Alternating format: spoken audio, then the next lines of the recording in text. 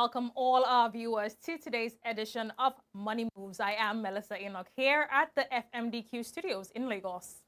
And I am Grace Agbaragu. It's Wednesday, the 3rd of September. We thank you for joining us at this time on the show.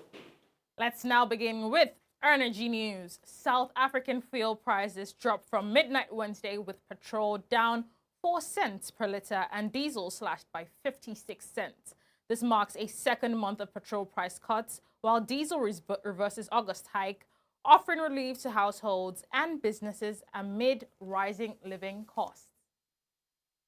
In earnings news, Afreximbank Group has posted strong half-year 2025 results, with net income and liquidity improvements despite global economic pressures.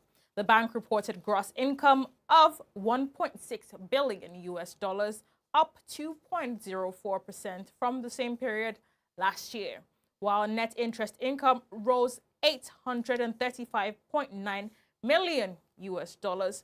Shareholders' funds increased to $7.3 billion, and a dividend of $350 million was approved for full year 2024.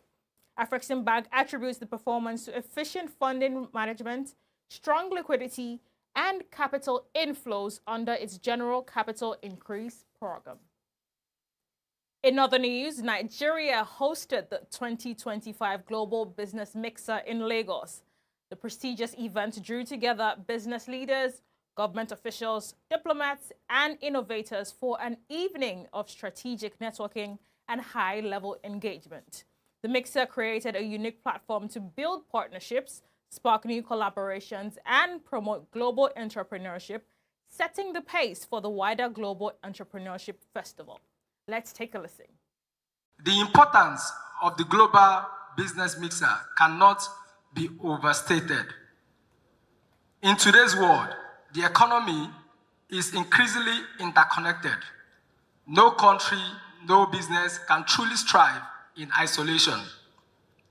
Platforms like this provide us the opportunity to connect, to exchange knowledge, and to build partnerships that cross border, and to unlock opportunities that strengthens both industries and economies. As we engage with one another tonight, I encourage you all to think beyond the immediate. Let us form friendship, alliance, and collaboration that will continue long after tonight. Conversations that will continue. Together, we will create bridges that power innovation, trade, and share prosperity.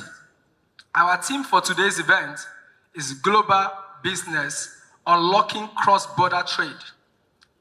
It's not just a topic for discussion, it is a call. In global economic news, Moody's ratings expect world growth to slow to 2.4% in both 2025 and 2026, from 2.9% in 2024, as economies adapt to changes in trade, fiscal, monetary, and immigration policies. The agency says trade policy uncertainty has eased since April, but remains high, continuing to weigh on business investment until a new global trading regime emerges. Moody's notes that its slightly improved outlook for some major economies next year is driven by volatile data rather than stronger underlying resilience. In Uganda, at the Uganda Development Bank Finance Conference, the governor of the Bank of Uganda has reaffirmed the central bank's commitment to improving access to finance for small and medium-sized enterprises, stressing their role in driving economic growth and job creation. Let's now take a listen. How do we re-image national development banks? We have explored how national development banks must evolve into bold architects of inclusive and sustainable transformation. We've of course heard from this panel discussion that the agendas of the National Development Bank must be aligned to the national development plans. But just allow me to say something. National development banks are supposed to address market failures and not to distort markets. They're supposed to de-risk and crowd in the private sector. Let's look at how is the private sector financed today. Because of the limited capacity of the development banks to meet the long-term financing needs of the private sector, the private sector has ended up in commercial banks, who by their very nature are licensed to deal in short-term liabilities. So going to a commercial bank to ask for a 10-year loan for a development project for a bank whose liability averages 2 years is really suicidal. Finally, on News Now, this Wednesday, Access Bank of Nigeria is set to acquire Bidvest Bank for 2.8 billion rand, with the deal expected to close in 3 months, pending regulatory approval. The bank, which offers foreign exchange, fleet, business and personal financial products, has been classified as held for sale in Bidvest financials. The sales comes as Bidvest dismantles its financial services segment. Access Bank, operating in 23 countries with over 60 million customers, aims to expand its South African presence through this move. I am Melissa Enoch, and that has been your News Now. Our Markets Round comes shortly after the break with Grace Agbaragu at the Ticker Tape Room.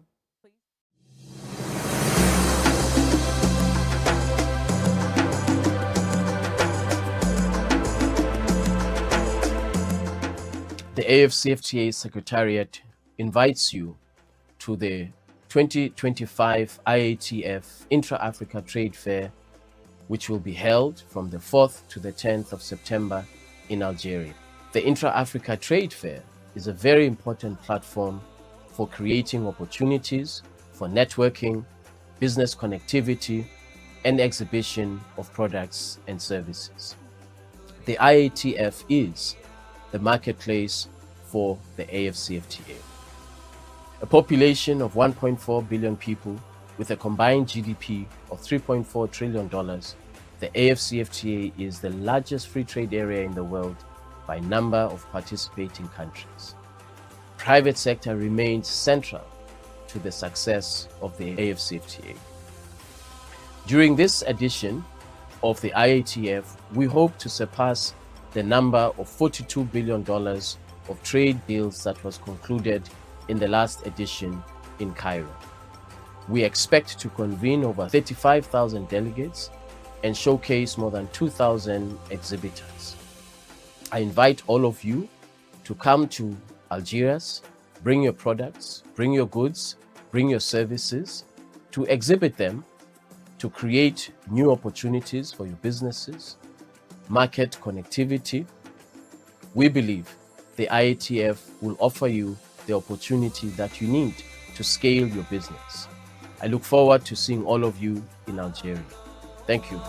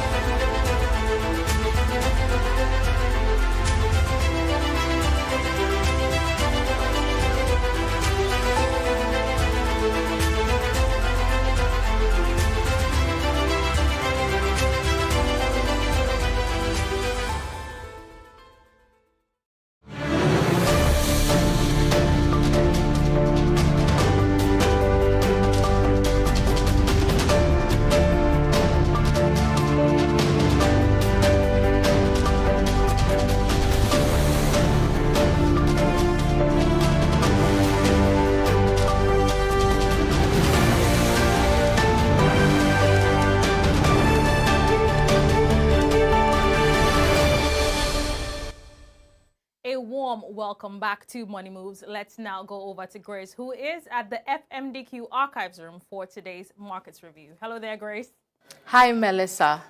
Now let's track today's trading day, beginning with equities. In Nigeria, the NGX All-Share Index closed at a negative, down 0.42%. The Barrier of AM in Abidjan gained 0.43%, while the EJX closed at a negative, down 1.12%. Morocco's MASI rose 0.39%, while in South Africa, the JSE added 0.33%. Now, let's do a quick round on some of the Pan-African currencies. The Rand firmed 0.23% to $17.64 per dollar, while the Egyptian pound strengthened 0.13% to 48.58.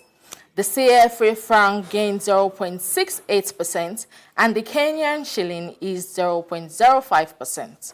Meanwhile, the Moroccan dirham gained 0.17%, and the naira weakened 0.61% to 1,526 naira 93 kobo at the official window.